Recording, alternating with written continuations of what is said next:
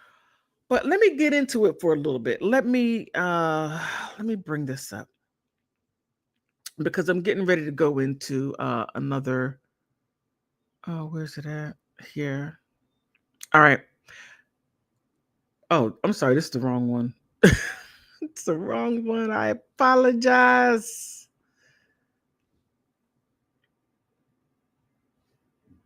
Okay, here it is. I mean, this is just dreadful. Now, that was today. That was earlier today.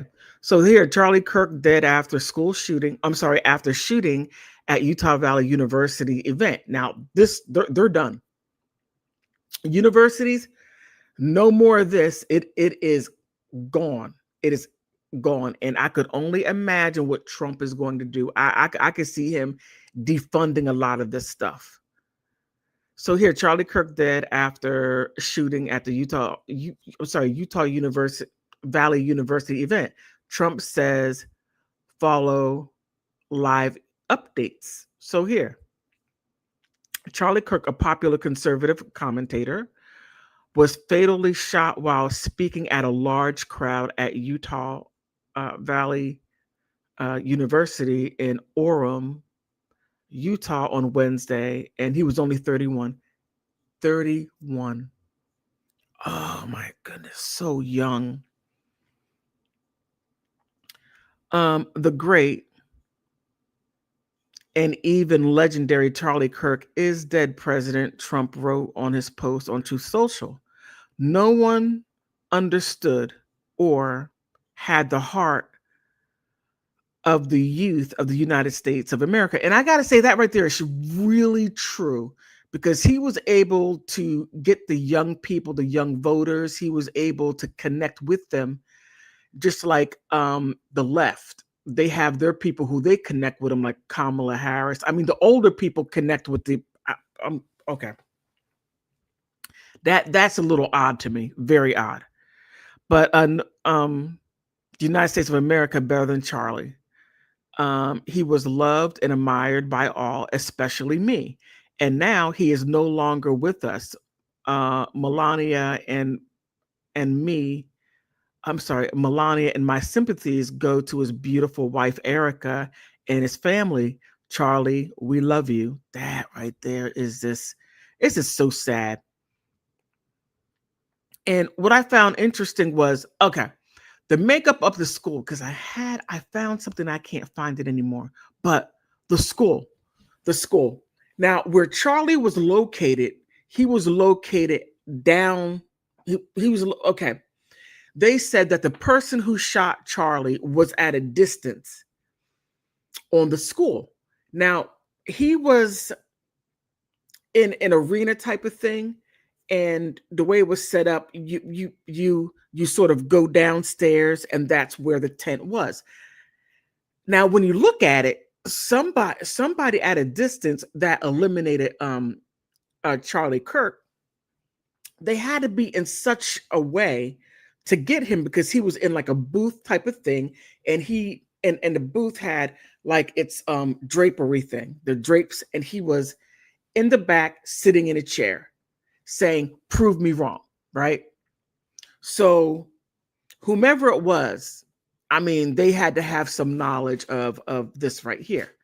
And when the pew, pew were fired, people were running all over the place. And the thing again in his neck. That's a JFK thing.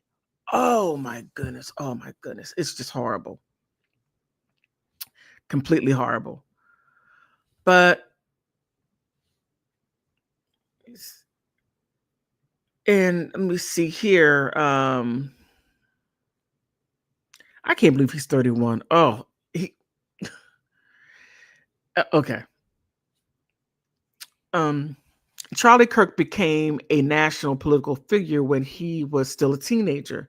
As a co-founder and public face of Turning Point USA, he quickly grew into one of the country's most influential conservative voice. At the time of his death, he was a key ally of President Trump's, who credited him with helping improve the Republican Party stand with America young voters. And I got to say that right there is true. That right there is most definitely true because he most definitely did do that. He was able to bring in other people that were young into the Republican Party. So with that right there in hand, he did a lot. He did. He was able to grab those young voters and he went across racial line. Now, for me, Charlie Kirk, I just he's a mixed bag. He's a mixed bag. I mean, he I don't agree with everything that he says. And if you agree with everything what everyone says, you got a problem. Just my personal thought right there. You should be able to have, whatever. But I don't agree with a lot of I don't agree with a lot of his politics. I do agree with America first. I do agree with that. I do agree with excuse me.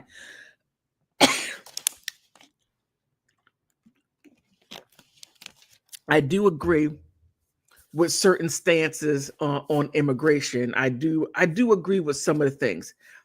But when he goes off the beaten path, then I'm like, okay, that's on you. You go down that way and I'll go this way. Okay. And that's how it should be. You should be able to agree to disagree and move on, and people keep their lives. That right there is very important. Now, oh man. This is wild. This is wild. Whew. I'm still stumped. I'm still stumped. All right. Let me put my mind in a different framework because this is okay. North Korea. North Korea. Now, South Korea. Ooh, South Korea is U.S. ally.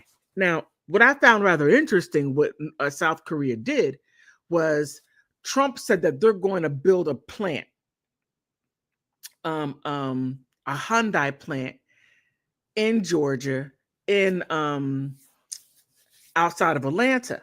Now, what was interesting was those jobs were supposed to go to American workers. Building that up, and everybody that were there were illegal. I'm just like, whoa. Everybody there was illegal, and someone called ICE and made a big ICE bust, and they got a little bit over 500 people that were arrested. Now, North Korea had an interesting idea, and they're like, well, you're over there grabbing up our nationals and deporting them. Well, you don't have anybody going over to South Korea, just jumping on over there without you knowing it, coming there illegally. No, we're allies. We are supposed to be reciprocal. That's it. Reciprocate. Okay. That should be reciprocated. But I mean, I just found that outlook rather interesting. And charter plane carrying detained workers to leave Atlanta on Thursday. That will be tomorrow, Thursday. Yeah, tomorrow. So South Korea said that it will charter a plane carrying South Korean workers will leave Atlanta, Georgia on Thursday noon. South Korea, a foreign minister, made an announcement but gave no further details.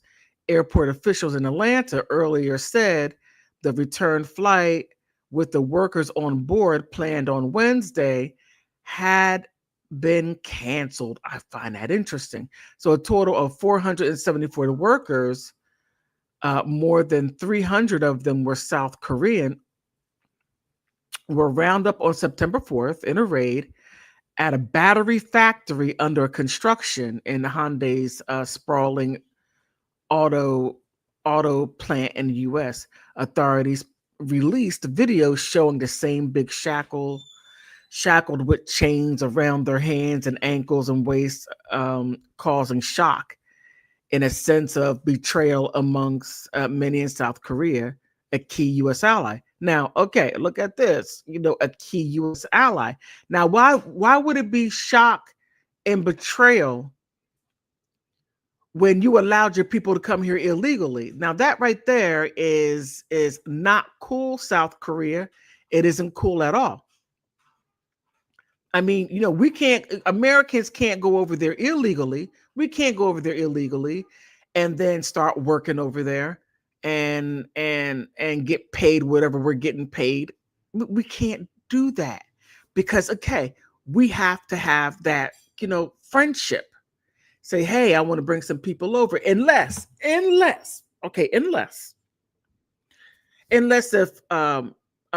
can oh man, I can't remember who's the president of South Korea, unless if South Korea and President Trump had some kind of deal and didn't let anybody else know. Say, hey, we're going to build a Hyundai factory batteries.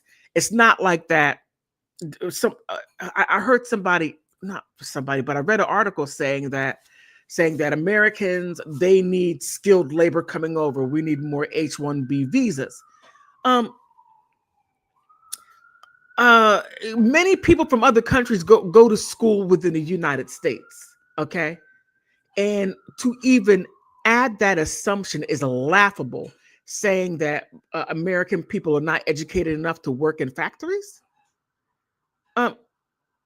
You know how ridiculous that sounds? It really sounds ridiculous to even put that thought out there.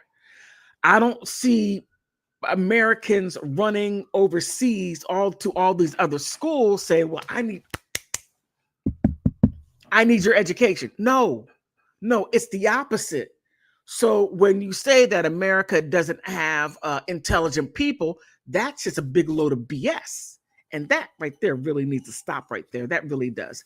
And then when you have people like her, and then when you have people like her, and I don't have one of Vivek or Elon Musk, I wish I would have had it, put them up here, saying these people are saying that Americans are not intelligent. Matter of fact, Vivek came up and said, let me see if I gotta have him. Vivek even said that right there is what got me when he was disparaging Black Americans. That was okay. Oh, those Black people, they are not intelligent at all. They're criminals. And he said it. And then he got a lot of, how can I say, votes. And I find that quite, sad that he was able to get votes by disparaging Black Americans. And that's what he did. Here he is. He was saying, oh, Black people, they're not smart. They're criminals. They're this, that, and the other. But then when he turned on and started talking about white people spending too much time, and he had to put it delicately. He had to say, well, you watch a little bit too much TV. You need to spend more time studying, but you're too distracted. You play football. You need to be study. That's exactly what he said. And that's when everything turned. What's good for the goose is good for the ganders. He upset all Americans. So he's an equal opportunity offender. Oh my goodness, he did. Him and Elon, they were screaming, we need H-1B visas. We need to bring people in. And then it was sort of kind of like a fight, not like a physical fight, but Elon, he will give you a couple of uppercuts. All right, so it was kind of like between Vivek saying, well, we need more Indians coming in, we need more engineers, we need more skilled laborers. And then you had Elon Musk saying, yeah, we do need more skilled laborers. We need South Africans coming in so they could work in my company. And Vivek's like, well, we need more engineers coming in to work in my company and to fill all the jobs that Americans are not intelligent enough to fill. And not taken into a fact that Vivek received his education here in the US. I mean, the jokes can't stop writing them stuff. I mean, goodness, it's outrageous. But with that right there in South Korea, and causing that right there was an international incident. It was. And that right there was how can I say, unwise on the South Korean president to do that. But it doesn't stop there. The Middle East. Oh my goodness.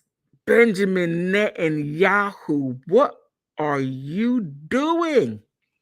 What are you doing? Are you trying to push the book of Revelations, to push it, to bring Jesus down here to solve everything?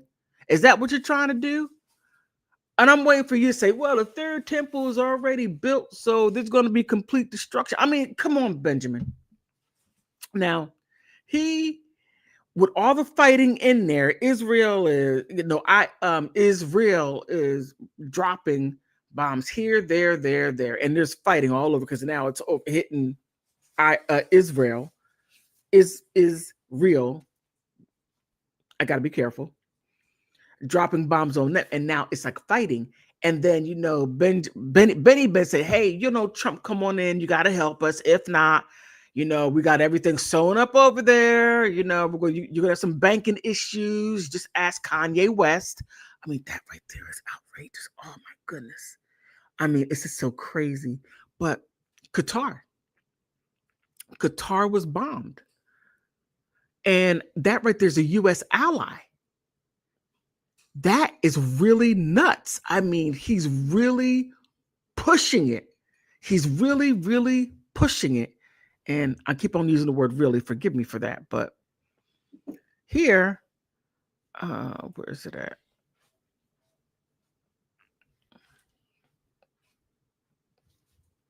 This right here is a bit much. This is, this is from the BBC. Qatar says search continues at the site.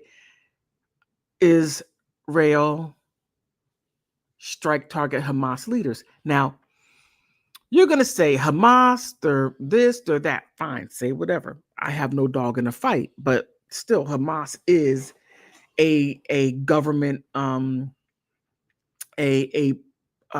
is it called? A political party. So you may not like them. That is quite all right.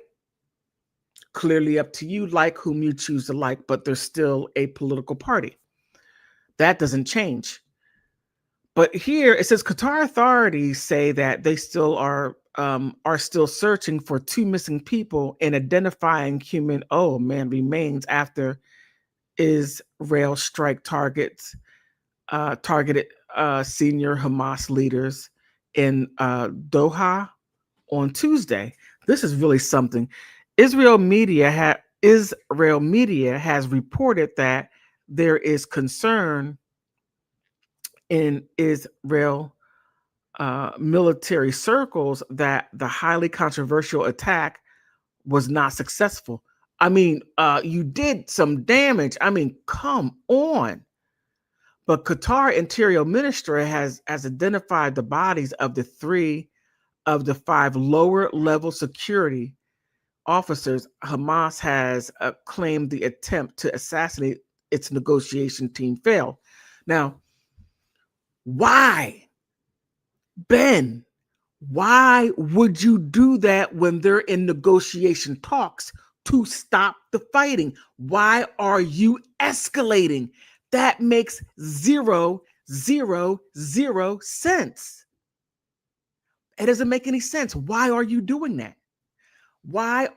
I mean, look, I have a sneaky suspicion that there is an attempt on Benny's part, because he's already in a lot of trouble anyway. The World Court wants him, the Hague wants his hind parts there sitting on trial for war crimes. But he's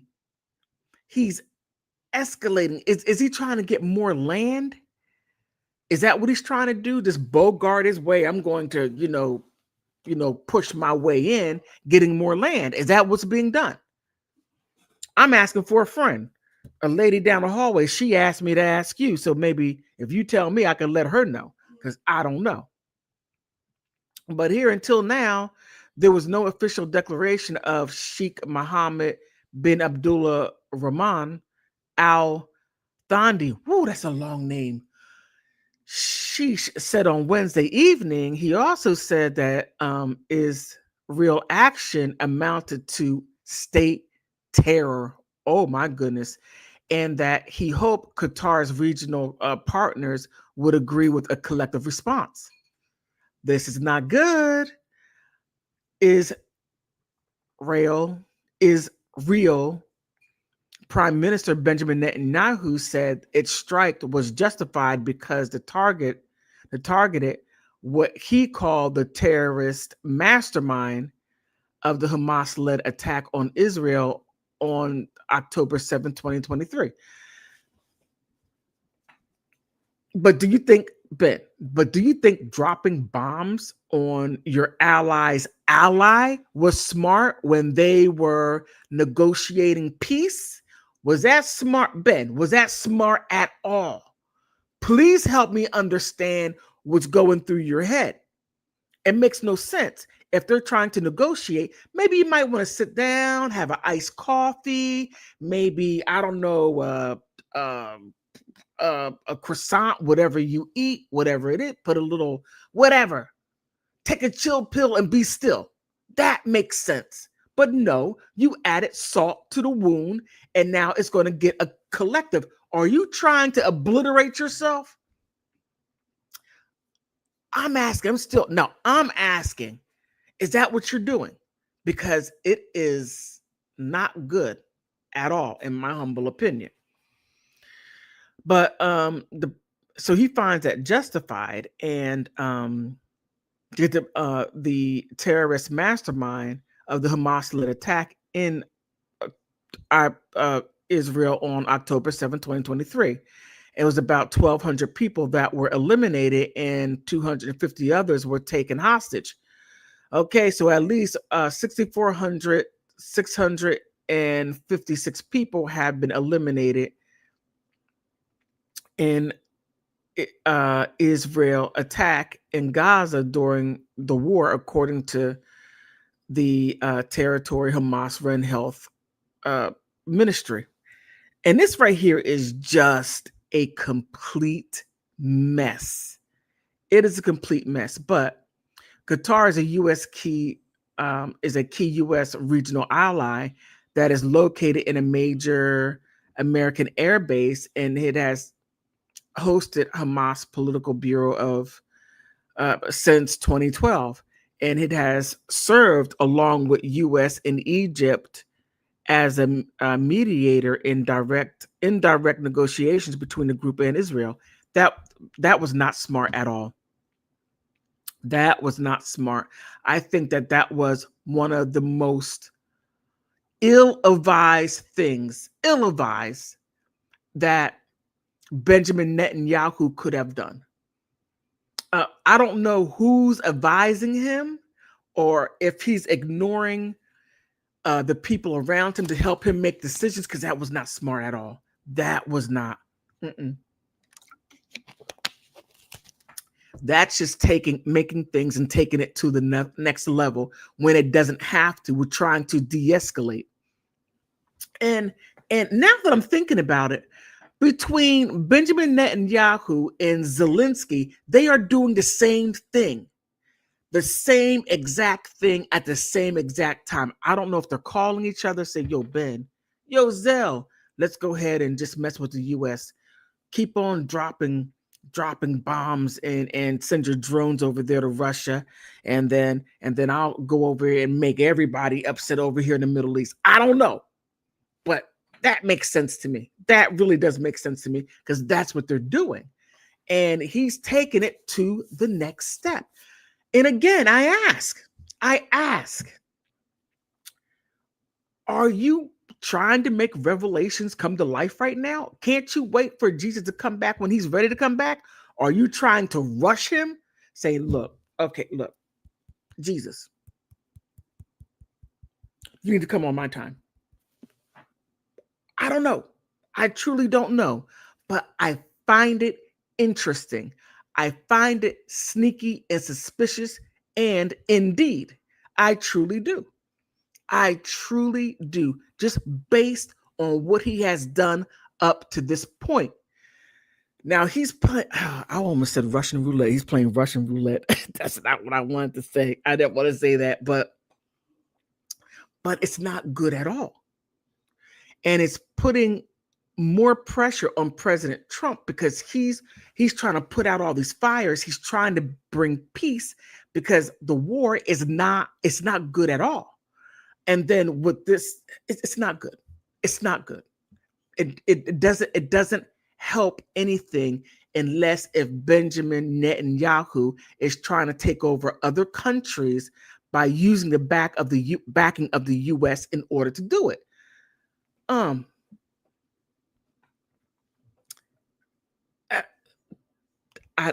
don't know why he's doing this. Truly, I don't know.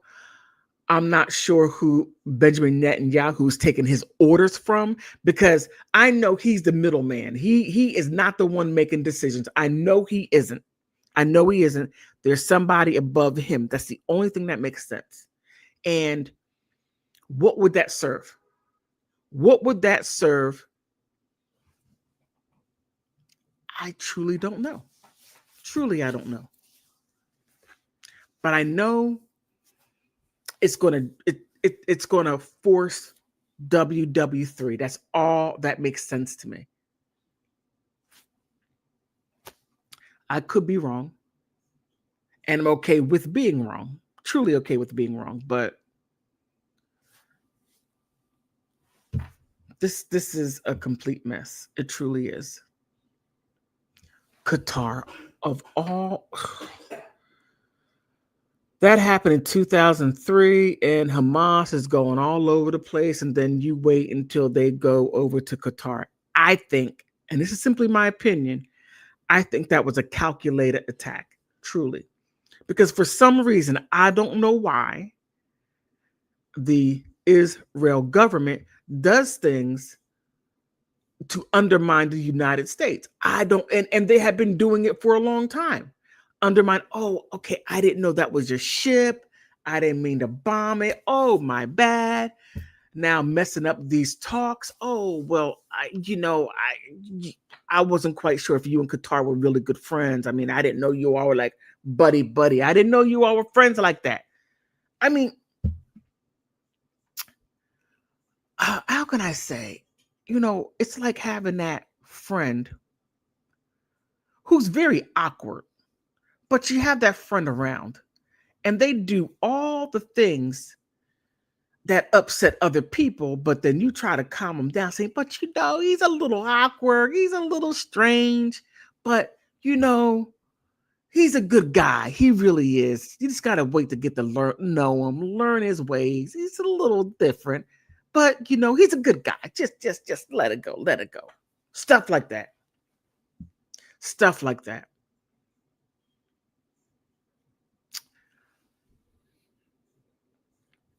Back over here, let me finish my last thought on Charlie Kirk, because this right here really shook me today when I heard that he died.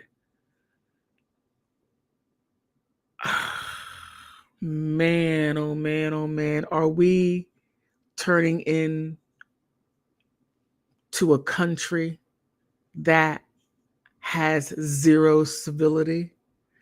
Are we turning into a country to where our political affiliates, commentators, activists are going to be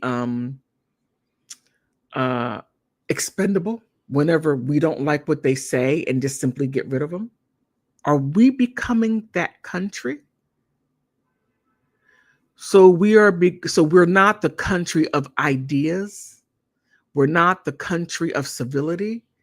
We're not the country to agree, to disagree, shake hands, go get a soda, and say goodbye. Are we no longer that country?